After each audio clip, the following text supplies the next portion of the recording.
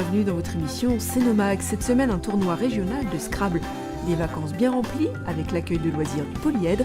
Mais pour commencer, la transmission aux jeunes générations de la philosophie humanitude à la résidence du Grand Chêne.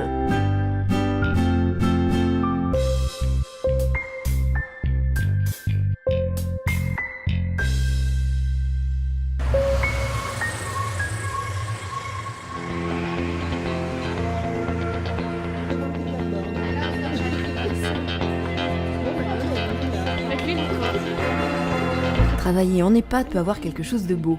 Voilà ce que la formatrice en humanitude transmet cette semaine de janvier 2019 à la résidence du Grand Chêne aux 22 jeunes étudiantes en formation aide à la personne à l'ISETA. Alors aujourd'hui, on a créé un partenariat avec les jeunes de l'ISETA pour qu'ils puissent donc découvrir l'humanitude, cette méthodologie de soins qui est complètement appliquée au sein du Grand Chêne. On va rester sur cet angle-là. Oh non, elle est longue.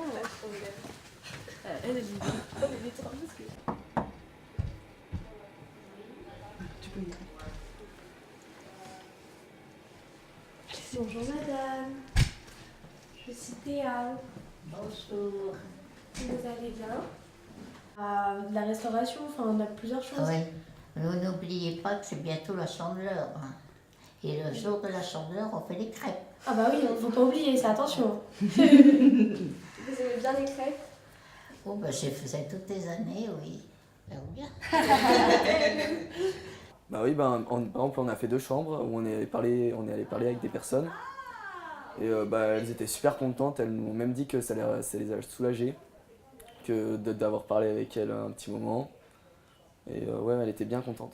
Et ça m'a touchée quand elle a parlé de la première rencontre avec son mari. Elle nous a aussi demandé notre âge, notre prénom. Vraiment là, on a eu des émotions avec la personne. Elle nous a parlé de sa famille, ses petits-enfants. Donc là, c'est bien qu'on puisse, même si à la toilette, et même il y a le temps qu'ils pressent, on puisse leur parler quand même. Parce que c'est enrichissant, parce qu'ils nous racontent leur expérience d'avant, parce qu'eux, ils ont plus d'expérience que nous. Des choses qu'elle vient de nous dire, elle me l'avait dit déjà pendant que j'étais en soins avec elle. Puis ça se passe comme ça avec beaucoup de résidents. Mais ici, je suis tellement heureuse que j'y pense pas. Mes enfants sont contents de venir me voir. Oui. J'ai toujours le sourire, alors tout va bien. Puis vous avez Choupa et Oups qui viennent vous rendre visite. Hier au soir, ils voulaient coucher là. Gardez en mémoire, gardez dans votre cœur ce que vous venez de vivre. Ça va vous poursuivre toute votre carrière et c'est le plus beau métier. On se forme à l'humanitude, donc c'est une façon de pouvoir mieux communiquer avec les résidents. Et ça m'a appris beaucoup de choses, parce que c'est pas forcément facile de savoir communiquer, surtout à cette époque. Enfin, beaucoup de gens ne sont pas sociables. Ou du moins, on ne le sait pas du tout, qu'on ne devient plus du tout sociable. Et du coup, ça apprend beaucoup. Et on peut réussir à avoir un long dialogue avec une personne qu'on ne connaît pas. La philosophie humanitude fournit de nombreux outils aux professionnels pour entrer en contact avec la personne âgée. Il est ici question de bienveillance, de bientraitance. Avec l'humanitude, le regard, le toucher, le parler et être très près de la personne, c'est plus facile. Parce que sans contact, c'est pas qu'on sert plus à rien, mais on va dire qu'on n'existe plus. Et du coup, si on donne du contact aux personnes, ça va leur faire revivre et leur donner de la joie. L'objectif, c'est vraiment de travailler entre le lien. Il y en a qui ne communiquent plus, qui sont aphasiques. Comment je peux continuer à leur parler et de quoi je vais leur parler? Et les professionnels ont vite été convaincus. Lorsqu'on a une bonne capture sensorielle, on est à la bonne distance de la personne, on a un toucher pacifiant, on arrive à apaiser des angoisses, c'est assez extraordinaire. Il y a 10 ans en arrière, on aurait donné un anxiolytique. Du coup, après, le résident accepte le soin. C'est aussi ça, la technique, c'est aussi pour que le résident accepte le soin et qu'on ne fasse pas de soins de force, entre guillemets. Voilà. Et c'est extraordinaire, il se passe plein de jolies choses, on est un lieu de vie. Au début, moi, j'appréhendais beaucoup quand même. Et en fait, je me suis dit, là, vu ce que j'ai vu, c'est plus facile ce que l'on croit. Si on arrive à parler, normalement, tout va bien.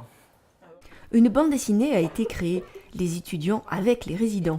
Des temps de partage et de bien-être. Ça sent au niveau de l'ambiance, l'ambiance est sereine, on n'a personne qui court dans les couloirs, on voit que les résidents sont apaisés. Il n'y a pas de cri dans l'EHPAD, il n'y a aucun cri parce que vraiment on s'adapte à la personne âgée. Le seul objectif, c'est le bien-être de la personne âgée. Est-ce qu'elle est bien? C'est tout ce qui compte. L'humanitude, le bien-être avant tout, une prise en soin complètement différente, un exemple à suivre. Tu chantes pour Gobeda, Gobedu, Peng Peng Gobedu, Gobeda Bidu. Ouais. Mais ça y est, si on dit, elle est longue cette chanson. Comment j'ai pu... Êtes-vous un passionné de Scrabble? Cénomag vous emmène aujourd'hui à un tournoi Duplicate de Scrabble. Organisé ce dimanche 17 février par l'association Les Scrabbletins, bien connue sur Céno, mais également la Fédération française de Scrabble et le comité régional Dauphiné-Savoie. Oui, alors bonjour, je suis Yvette Sautier, je suis présidente des Scrabbletins, qui est une association de Scrabble à Céno. On a 33 participants, 33 licenciés carrément. Et là, on a organisé pour le jour les régionaux, c'est-à-dire qu'on a regroupé Savoie, Haute-Savoie, la Drôme. Et ce sont le comité du Lyonnais qui vient nous arbitrer pour permettre à tous nos joueurs de la région Dauphiné-Savoie de pouvoir jouer. Ce qui nous permet d'avoir, là nous avons 143 joueurs. Il y a Évian, Thonon, Mont-Blanc, Brumilly, Aix-les-Bains. On en a de Romans, on en a de la Côte-Saint-André. Ça vient de loin quand même, hein. On a des bons crus. Voilà. Déjà de très vieux, ça date au moins de 40 ans que je suis tombée dans le Scrabble. Et après j'ai dû faire une pause parce que j'ai eu des quintuplés, donc il a fallu les élever d'abord avant de penser à moi. Et je me suis remis dans le Scrabble il y a une douzaine d'années. Alors d'abord on était au Polyèdre et ensuite on a licencié nos joueurs et on est allé sur Malaz. Alors pour jouer dans un tournoi de Scrabble Duplicate, eh bien il faut beaucoup de mémoire, mais également de technique. Je dirais déjà de la mémoire, parce qu'il faut retenir les mots, mais il faut aussi de la technique, parce qu'en fait, des petits mots peuvent rapporter plus que de grands mots. Par exemple, vous pouvez mettre le W avec un U et il va vous rapporter plus que de faire un mot de 6 lettres. En fait, c'est stratégique, il y a une stratégie quand même à avoir au niveau des lettres. Tout le monde a son jeu, mais on joue tous avec les mêmes lettres. L'arbitre tire les lettres, tout le monde prend les mêmes lettres, et après chacun joue le même mot, celui qui fait le meilleur point.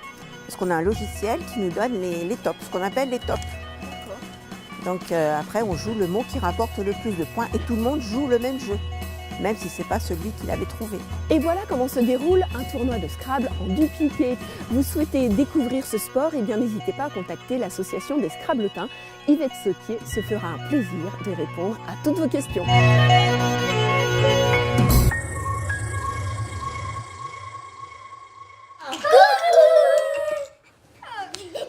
je fais un cœur, mais d'un coup. Moi j'ai un cœur. Pourquoi elle était là? Elle a fait un cœur. Bienvenue cette semaine, Cénomag est au Polyèdre. Et oui, nous sommes en pleine vacances scolaires et les enfants sont en train de s'amuser à l'accueil de loisirs. Alors au programme, création de mascottes, jeux en tout genre, certains sont même en train de faire de la luge à la Margeria. Mais pour le moment, Kevin, un tout nouveau membre du Polyèdre, est en train de préparer le carnaval. Allons le rencontrer. Avec du tissu. Ah, sympa. Voilà. On a les adolescents, après qu'est-ce qu'ils ont fait encore? Ça c'est d'autres petits là. Ça c'est d'autres petits encore qui les ont fait. Il y en a qui ont fait le drapeau de la France. Pour l'équipe de foot, d'autres des petits ronds, enfin voilà. On a vraiment tout. On avait une jolie panthère aussi. Si, les petites ici, elles ont fait nuit étoilée. Alors le carnaval, c'est le 16 mars, dès 14h. On aura sur la place de nombreux stands qui vous attendent avec un grand défilé de 15h30 à 16h30. Et à 17h, on brûlera tous ensemble notre grand bonhomme carnaval. Et le bonhomme carnaval cette année, ce sont donc tous les habitants de Céno qui viennent le fabriquer. On a ici donc au Polyèdre le groupe Mardi Rencontre.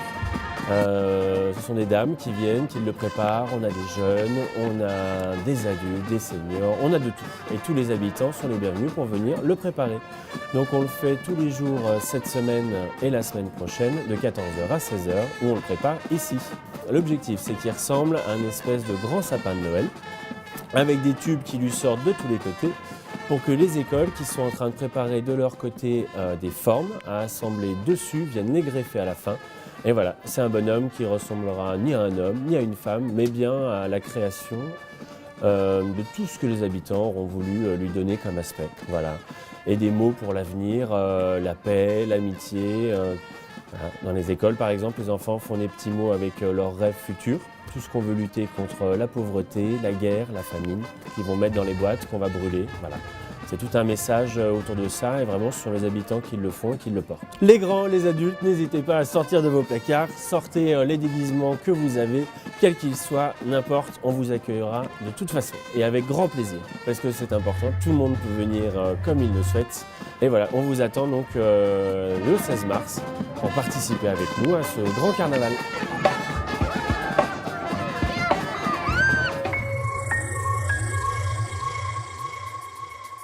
Et maintenant, votre agenda.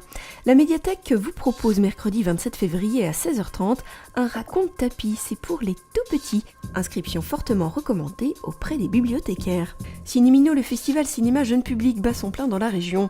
À l'auditorium Séno, lundi 25, les ritournelles précédées d'une tombola. Mardi 26, Ta mort en short, le quatuor à cornes, Dragon 3 ou encore Ralph 2.0. Tous les horaires sur le site www.cinemino.org.